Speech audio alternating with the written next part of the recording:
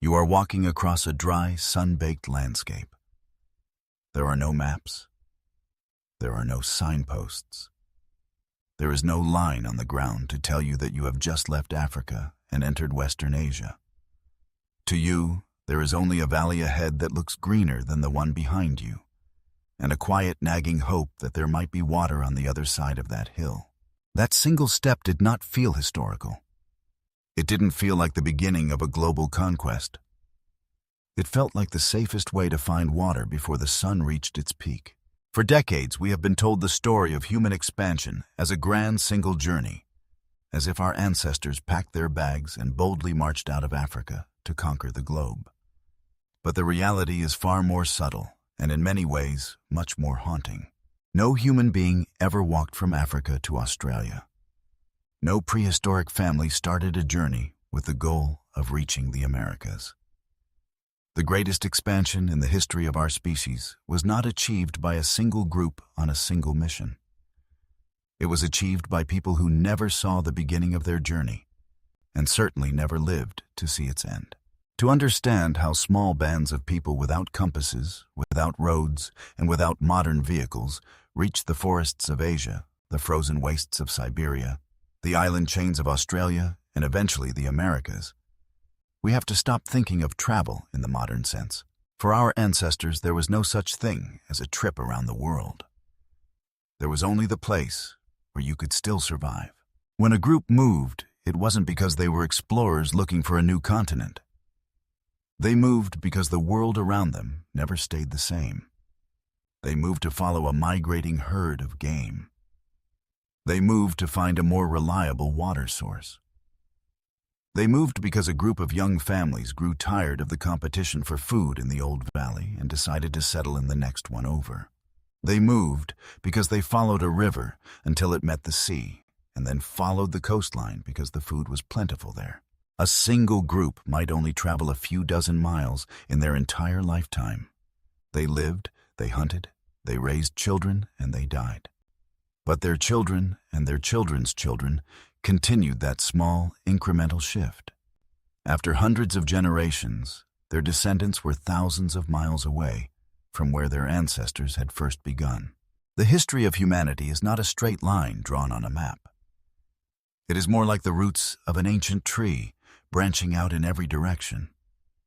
Some branches flourished and moved further, while others returned to the old lands, met other groups, and merged, became isolated, or simply disappeared without leaving a clear trace. It is easy to think that Homo sapiens were the first to leave the cradle of humanity. We weren't. Fossil evidence shows that earlier representatives of the human genus, often associated with Homo erectus, were already present outside of Africa nearly 1.8 million years ago. They reached the Caucasus, spread across much of Asia, and adapted to environments far from the African savanna. These early pioneers didn't have large brains like ours, and they didn't have sophisticated projectile weapons. What they did have was a body built for long-distance walking. Before humans invented boats, wheels, or pack animals, we transformed our own bodies into the ultimate vehicles. Compared to the early hominins that came before them, Homo erectus had long legs, shorter arms, and a stride that made moving across the landscape incredibly efficient. We didn't need to be the fastest sprinters. We just needed to be the most persistent walkers. But where did they go? They didn't march into the unknown. They followed the world's natural corridors. They followed the rivers, the lake chains, the coastlines, and the mountain foothills. Every natural resource became a natural station. If you follow a river, you are never far from water, and you are never far from the animals that come to drink. However, the world wasn't always a bridge. The Earth's climate is a pendulum. In periods of greater moisture, regions that are now barren deserts were lush with lakes and grasslands, creating temporary green highways for humans to cross. When the climate dried up again, those doors swung shut, leaving human populations isolated in new lands, forced to adapt or perish. They didn't know they were crossing a continent. They were simply waiting for the world to become passable. This is the strange twist of our history. A population could cross an entire continent without any single individual ever feeling like they had left their home. They were just moving in small circles generation by generation until the center of their world had drifted thousands of miles away. And they didn't carry maps. They carried something much more valuable: people who knew how to read the landscape. They carried the memory of where the water was hidden in the dry season. They carried the knowledge of which plants would nourish them and which would poison them. They carried the ability to track an animal across a vast, featureless plain.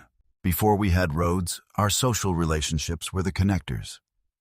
They shared food, traded rare stone materials, and intermarried, creating invisible threads of information that stretched from one camp to the next. If you were a small, vulnerable band of humans, you didn't just walk into a blank space on a map. You walked toward a world that other humans were already navigating.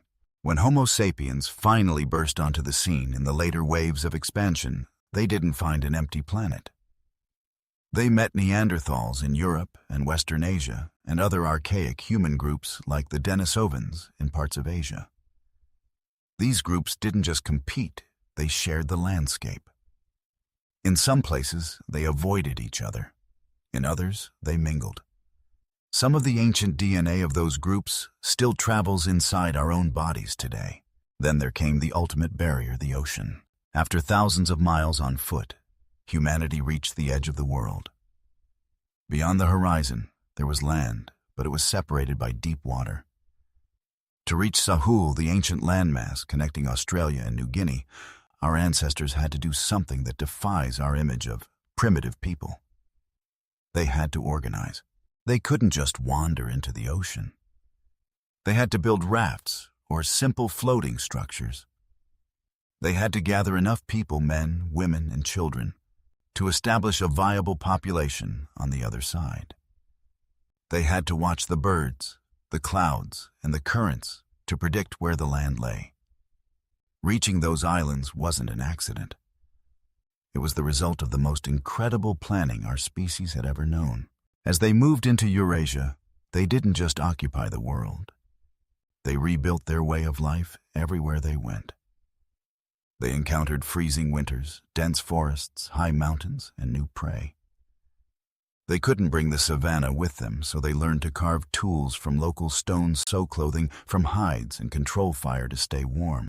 Before entering the Americas, they spent thousands of years adapting to the cold, stark environment of Beringia, a massive land-rich region that connected Asia to the Americas during the Ice Age. They waited for the right moments, moving through inland corridors or paddling along the coast until the continent finally opened its arms to them. The story of the human expansion isn't a story of people who always knew where they were going. It's a story of people who were capable of learning an entirely new landscape and then transforming that unknown place into home. Our modern lives are built on top of these ancient journeys. We move in cars, ships, and planes. We use GPS and digital maps.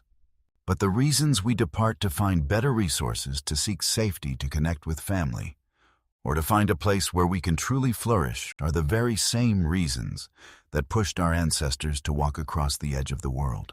Your ancestors might have started as a tiny band in Africa, but they ended as a species living in nearly every environment on the planet. They didn't conquer the world because they were the strongest. They conquered it because they were the species that could turn the unknown into a place to stay. Cave Curious is a YouTube channel dedicated to uncovering the strange hidden histories of humanity. If you love discovering how the past still shapes the world we live in today, hit that subscribe button and join the community.